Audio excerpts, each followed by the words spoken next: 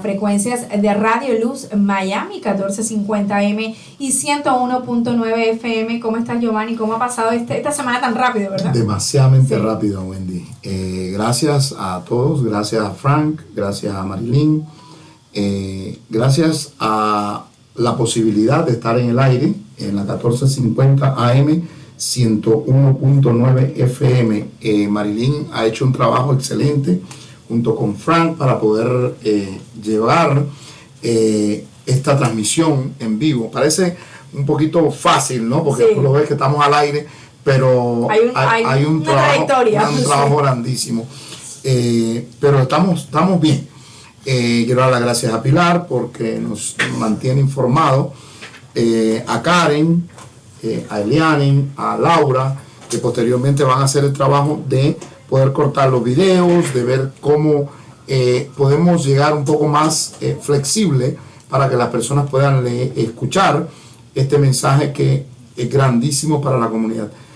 Yo, Wendy, siempre estoy agradecido. El día de ayer estaba agradecido con el señor Pedro García y hoy con el señor Ceballos, el concejal Ceballos, porque el traer a personas importantes en la comunidad un poquito difícil, pero ellos están siempre disponibles.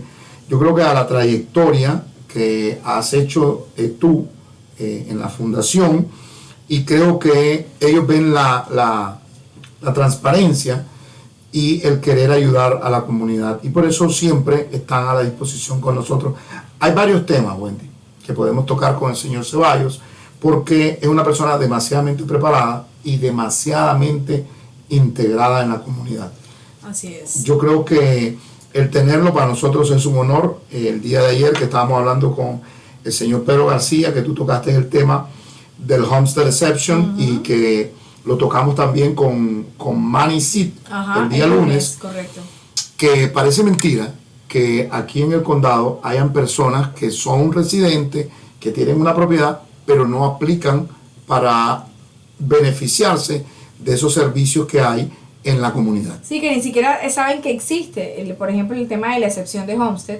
El alcalde Manicí nos comentó que un residente que ya era propietario desde hace muchos años y tenía todas las calificaciones para poder aplicar para el Homestead, ni siquiera sabía que existía algo que le podía garantizar el tema de los impuestos. Sí, así es. Bueno, un placer estar aquí con ustedes nuevamente. Los felicito en sus nuevos estudios. Estuve en la inauguración y me da mucha alegría ver cómo siempre van ustedes creciendo, precisamente por esa buena labor que han hecho y esa transparencia, ese apoyo que dan a la comunidad y que la comunidad cree en ustedes. Así que para mí es un placer estar aquí. Cuando hablamos, por ejemplo, del Homestead Exemption, sí, claro que sí. Alguna vez escuché estudios de que 1 de cada 3 propietarios no sabe del Homestead Exemption, no sabe y no lo ha aplicado. Y aquí hay algo bien importante. El otro día hablaba con una persona que decía, al fin de cuentas, el Homestead Exemption no es la gran cosa, decía una persona, porque cuando hablamos de una casa en este momento que está evaluada en $500,000 en el condado de Miami-Dade, que cualquier casa está evaluada en $500,000, quiere decir que si yo tengo un Homestead Exemption de $25,000, pues simplemente me van a basar mi tasa de impuestos en $475 y no en $500, entonces no termino ahorrando mucho, decía alguien. Pero no solo eso, hay un ahorro que a todos nos conviene. En este caso de una casa de 500 estaríamos hablando del 5% menos en la base taxable o tributable. Pero no solo eso, sino que al nosotros tener el Homestead Exemption, sí entramos en la regla que solo nos puede subir hasta un 3%. Correcto. Que ahora, por cierto, se está tratando de que una legislación apruebe subirla, que solo el techo sea el 2%.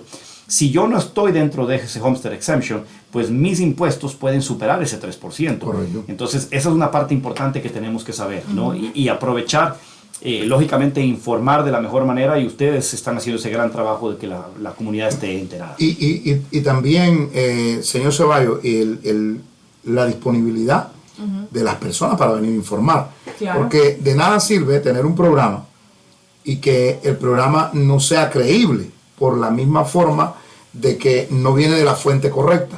Y en este caso, por ejemplo, el día de ayer, que estuvimos con el señor Pedro García, dice, y lo más interesante no es el ahorro del 25, sino es la protección que él hablaba que antes de la pandemia, antes en el 2020, lo que subía era máximo 1.78%, y que antes del 20 era 0.78 lo que subió el cargo que le podían hacer a una propiedad, versus a las otras propiedades que si tú compras una propiedad te vas al tope de lo que ellos digan. Yo creo que la información es bastante tener el poder.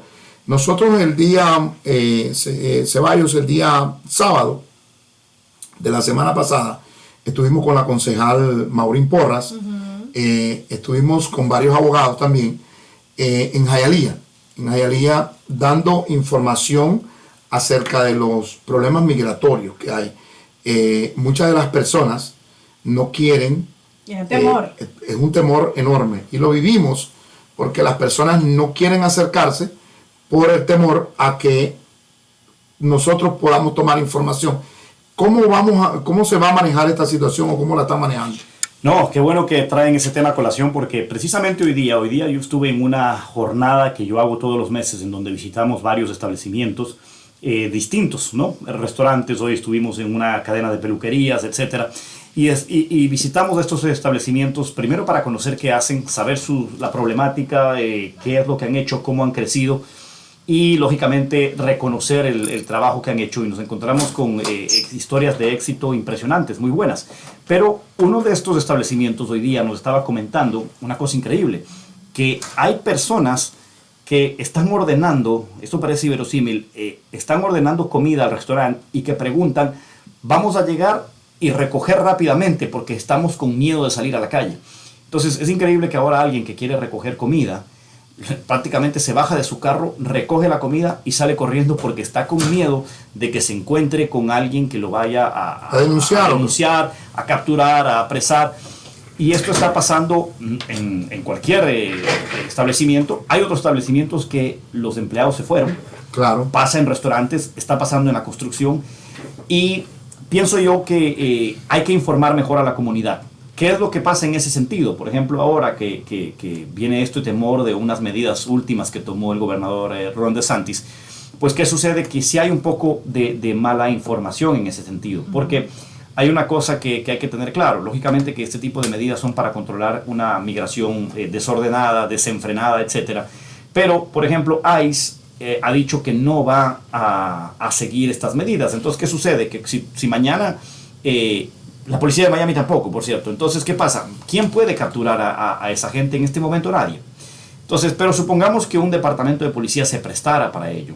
Y una vez que capturan a una persona que está bajo un estatus migratorio irregular, por así decirlo, si lo capturaran y lo llevan a un centro de detención, ICE es el que tiene que venir a recogerlo para deportarlo. Y si ICE no viene, esa persona tiene que salir en un plazo máximo de 72 horas, nuevamente a la calle. Entonces no se llega a concretar este proceso migratorio. Lógicamente que los abogados saben de otro tipo de cosas, pero más o menos en esencia así está el tema. Entonces yo sí le diría a la comunidad que no tenga miedo. Lógicamente que eso no incentiva que haya una migración irregular o ilegal, que lógicamente tienen que arreglar sus documentos, sus papeles, pero no es tampoco para entrar en caos y en temor y salir corriendo a algún lado, porque puede pasar también situaciones equivocadas, ¿no? Por ejemplo, hay gente que ya escuché que no quieren enviar a sus muchachos a las escuelas porque piensan ser denunciados. Entonces ahora podríamos tener niños en las casas donde no van al colegio.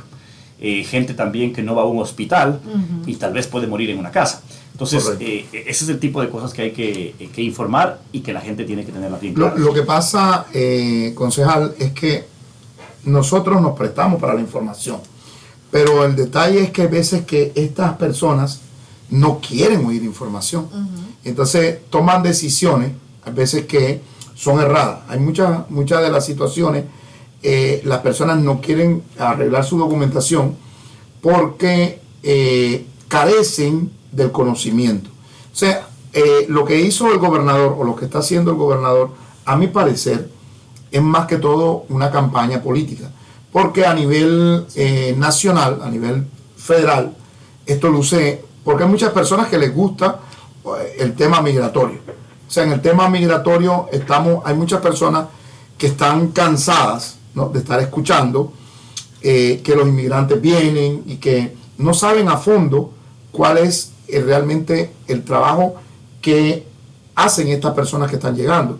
Y entonces, aparentemente a nivel federal, hay muchas organizaciones y muchas personas que dicen, bueno, aquí vienen los inmigrantes y se vienen a quitar el trabajo. Exacto. Y realmente no están haciéndolo eso, pero a nivel nacional. Pero para el gobernador es muy productivo, me imagino, el tener esa bandera, ¿no? De decir, vamos a hacer esto, aunque realmente no se pueda cumplir.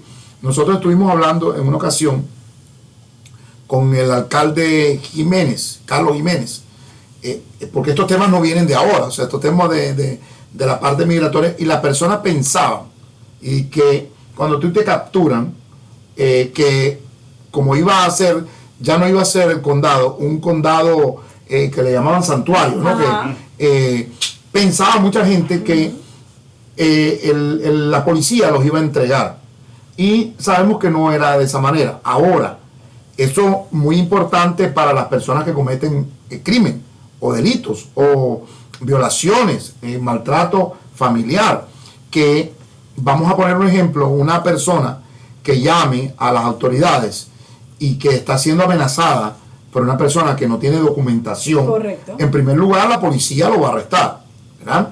Pero en segundo, el proceso de arresto, y quiero aclararlo, no soy abogado, pero sí tengo el conocimiento, claro, hasta cierto punto, de que el proceso es que te van a tomar las huellas, te van a poner, te ponen las huellas, te toman una fianza, o sea, un juez te da una fianza, tú tienes que esperar un promedio de entre 22 a 48 horas para que te puedan verificar a nivel nacional cuál es el estatus de tus huellas. Exacto, cuáles tus antecedentes. Correcto, y entonces a lo mejor hay una persona que está buscada por ICE y que cometió un delito o que está cometiendo otro crimen.